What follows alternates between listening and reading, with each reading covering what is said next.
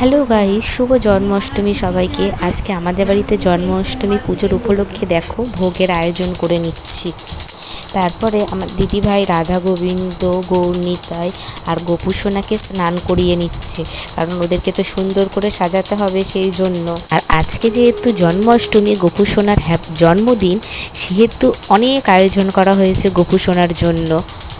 তো চলো তোমাদেরকে দেখাই যে আমাদের গোপুসোনাকে কেমন করে সাজিয়েছে আর কতটা সুন্দর লাগছে। আর এই যে আমাদের গোপুসোনা, দেখো কি সুন্দর একটা জামা পরিয়েছে গোপুসোনাকে, মুকুট পরিয়েছে, কতটা সুন্দর লাগছে তোমরাই বলবে।